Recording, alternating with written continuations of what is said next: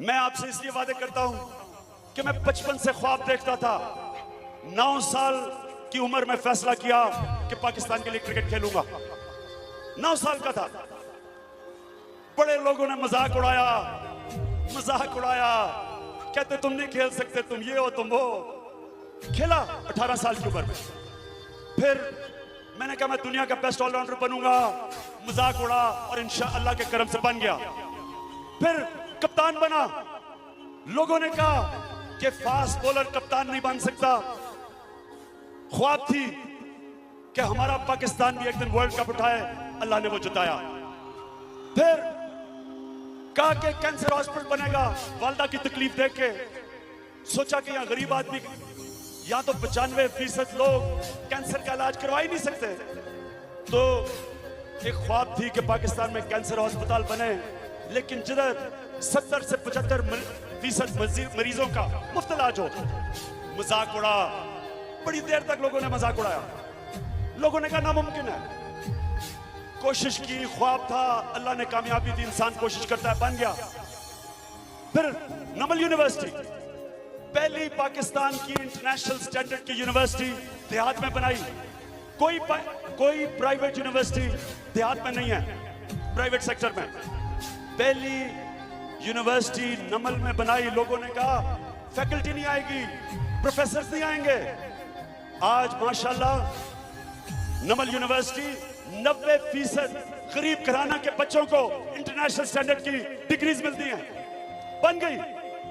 फिर पॉलिटिक्स में आया। 10 साल तो बहुत ही मजाक उड़ा। उसके बाद 5 साल उससे कम मजाक उड़ा। और आज ये देखें कि अल्लाह का करम है कि वो पार्टी बनी जिसने पहली दफा पाकिस्तान के स्टेटस को का मुकाबला करने के लिए तैयार हो गई। पाकिस्तान के नौजवान जाग गए। मैं चाहता हूं पाकिस्तानियों कि आप एक सच्चे लोग बनो, सच बोलना सीखो। फिर से मैं सिर्फ आपसे एक चीज चाहता हूं कि जो लोग सच बोलते हैं अल्लाह उनकी इज्जत करवाता है। इज्जत अल्लाह की तरफ से आती है। कभी भी झूठ बोलने वाले की इज्जत नहीं होती, चाहे वो नवाज शरीफ हो, चाहे वो कोई अरबोपति हो। जो इंसान झूठ बोलता है, इंसान उसकी इज्जत नहीं करते।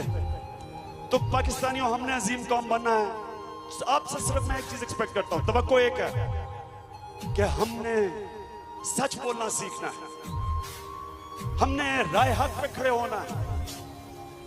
हमने जो दुनिया के अजीम लीडर थे, हमारे नबी सल्लल्लाहु अलैहि वसल्लम, नबूवत से पहले भी लोग उनको सादिक और अमीन कहते थे। आज मैं ये जो सुन रहा हूं, एक साजिश चल रही है कि वो मुल्क, वाहिद मुल्क जो इस्लाम के नाम पे बना था। एक बड़ी ख्वाब थी इल्लामा इकबाल की, और लीडर थे कायदे आजम। नबी सल्लल्लाहु अलैहि वसल्लम की 2 क्वालिटीज थी, 2 सिफ़तें थी नबूवत से पहले, सादिक और अमीन। आज यहां साजिश चल रही है कि आइन के अंदर से आर्टिकल 62, 63 निकाल दे। ये नवाज शरीफ अभी मेरे ख्याल में कहने वाला है या कहता भी गया है। मैं सवाल ये पूछता हूं कि नवाज शरीफ, तुम्हारा मतलब क्या कि सादिक और अमीन निकाल दें? आप क्या आइन में ये डालना चाहते हैं? सबसे पहले हमने सारी कौम ने मिलके एक जिहाद करनी है गुर्बत के खिलाफ। ये सुने जरा गौर से। जब मदीना की रियासत बनी तो बड़े गरीब थे, मुसलमान गरीब थे, लेकिन नबी सल्लल्लाहु अलैहि वसल्लम ने दुनिया की तारीख की पहली फलाई रियासत बनाई। और उन्होंने सबसे पहले अपनी कौम के गरीबों को उठाने की कोशिश की के लिए। और जब खलीफा उमर बिन अब्दुल अजीज आए तो ज़कात देने के लिए गरीब लोग नहीं मिलते थे मदीना की रियासत में। एक ऐसा भी वक्त आया। आजकल के दौर में पिछले 30 साल में चाइना ने 30 साल में 50 करोड़ लोगों को गुर्बत की लकीर से निकाल के ऊपर ले आए। 50 करोड़ लोगों को गुर्बत से निकाल के ऊपर ले आए चाइना के अंदर। और जब उन्होंने गरीबों को ऊपर निकाला तो चाइना की खुशहाली आ गई। चाइना के अंदर सारी दुनिया से सरमायाकारी होनी शुरू हो गई। सारी दुनिया से लोग गए, जबकि जब गुर्बत कम होती है लोग चीजें खरीदते हैं। जब चीजें खरीदते हैं फैक्ट्रियां बनती हैं, सरमायाकारी होती है, खुशहाली आती है। कभी उस कौम ने तरक्की नहीं की जिधर छोटे से थोड़े से लोग अमीरों और अवाम गरीबों, कभी तरक्की नहीं की। तरक्की तब होती है जब आप गुर्बत से लोगों को ऊपर लेके जाते हैं, जिस तरह चाइना लेके गया, और वो कौम अजीम बन जाती है। माशी पॉलिसी बनेगी तो हमने कैसे गरीबों को मदद करनी है, कैसे टैक्स का निजाम लेके आना है। एक टैक्स का ऐसा निजाम जो पैसे वाले लोगों से टैक्स लेंगे और अवाम पे खर्च करेंगे, बजाय आज कि हम अवाम पे सारा बोझ डालते हैं महंगाई करके और पैसे वाले लोग टैक्स नहीं देते। सारी हमारी तालीम की पॉलिसी ऐसी होगी कि सरकारी स्कूलों में बेहतरीन तालीम देंगे। जिस तरह खैबर पख्तूनख्वा में पहली दफा 1.5 लाख बच्चा प्राइवेट स्कूलों से निकल के सरकारी स्कूलों में आया है, पहली दफा। जब सरकारी स्कूलों में सही तालीम मिलेगी, आम लोगों के बच्चे जाएंगे। जब सरकारी स्कूलों की तालीम की वजह से बच्चे मुल्क के बड़े बड़े ओहदों पे पहुंच सके, वजीर आजम बन सके, वो पाकिस्तान है कायदे आजम का पाकिस्तान। जब अस्पतालों में गरीब आदमी जाए तो मुफ्त इलाज हो, जिस तरह पख्तूनख्वा के अंदर हेल्थ कार्ड निकला, इंश्योरेंस है, हर घराने को 5.5 लाख रुपया मिलता है इंश्योरेंस का गरीब लोगों को। क्योंकि कोई गरीब घर में बीमारी हो, गरीबों को तबाही हो जाती है। एक मकसद होगा, कैसे हमने गरीबों को उठाना है, कैसे नौकरियां देनी है, नौजवानों को नौकरियां कैसे देनी है। और इंशाल्लाह ये है सबसे पहला गुर्बत कम करने का।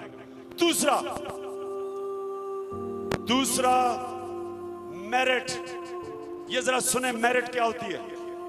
कभी भी कोई माशरा आगे नहीं बढ़ सकता जिस माशरे में मेरिट ना हो। मेरिट का मतलब इंसाफ। मैं आपको मिसाल देता हूं। हमारे सामने दुबई, नौजवानों आपने तो वो वक्त नहीं देखा जब दुबई से लोग पाकिस्तान में छुट्टियां गुजारने आते थे। जब दुबई का जो रूलर था शेख जाहिद, वो जब इस्लामाबाद आता था तो उसको डिप्टी कमिश्नर रिसीव करने आता था। वो भी दिन थे। वो दुबई जो पाकिस्तान से सीखता था आके, वो पाकिस्तान जिधर पीआईए दुनिया की अजीम एयरलाइन थी, जिधर पीआईए ने एमिरेट्स एयरलाइन बनाई, पीआईए ने सिंगापुर एयरलाइन बनाई, पीआईए ने सऊदी एयरलाइन बनाई। ये था पीआईए। हम फख्र से पीआईए में बैठते थे, दुनिया की अजीम एयरलाइन थी। ये पाकिस्तान था जिधर की बेहतरीन यूनिवर्सिटीज थी, हमारी डिग्रीज दुनिया में एक्सेप्टेड थी। बाहर से लोग पाकिस्तान में पढ़ने आते थे। तो क्या हुआ, कैसे पाकिस्तान पीछे रह गया? 1960 की दिहाई में, सुन लो जरा, ये 1960 की दिहाई में बाहर से दुनिया पाकिस्तान की मिसाल देती थी, सबसे तेजी से तरक्की कर रहा था। ये वो पाकिस्तान था। तो क्या हुआ? फर्क यह था कि 60 की दिहाई में पाकिस्तान में मेरिट का निजाम था। पाकिस्तान की सिविल सर्विस सारे इलाके में सबसे बेहतरीन सिविल सर्विस थी। सबसे मुश्किल इम्तिहान सिविल सर्विस का था, मेरिट थी। बेहतरीन काम हुआ, तरबेला डैम बनी, मंगला डैम बनी, वारसक डैम बनी, मेगा प्रोजेक्ट्स बने, तेजी से तरक्की कर रहा था क्योंकि हमारा मेरिट का सिस्टम अभी चल रहा था।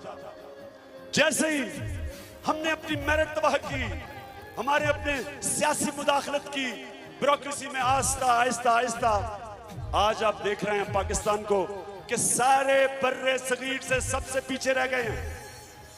मेरिट का मतलब ये, मेरिट का मतलब कि अगर एक क्रिकेट टीम बेहतरीन मुल्क का टैलेंट खिलाती है और दूसरी टीम में सिफारिशी आ जाते हैं तो दूसरी टीम हार जाएगी।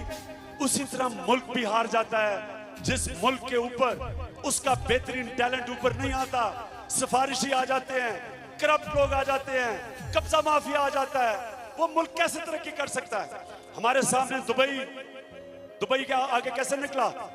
दुबई का एक रूलर आया, शेख मोहम्मद, हर इदारे के ऊपर दुनिया से बेहतरीन लोग लेके आया, हर इदारे को उसने मजबूत किया, प्रोफेशनलाइज किया। एमिरेट्स एयरलाइन, वो भी सरकारी एयरलाइन है, लेकिन उसके ऊपर उसने एक प्रोफेशनल गैर सियासी सेटअप लेके आया। और आज देखते दुबई किधर है और हम किधर हैं। तो हमने मेरिट लेके आनी है, और जितनी बेहतर जमहूरियत उतनी बेहतर मेरिट। ये जो फैमिली पार्टीज हैं कि बाप है तो बेटा है तो उसका बेटा है, उधर नवाज शरीफ है तो उधर बीबी मरियम है, उधर शहबाज शरीफ है तो छुटकू हमजा शरीफ है। मेरिट किधर है? किधर है मेरिट?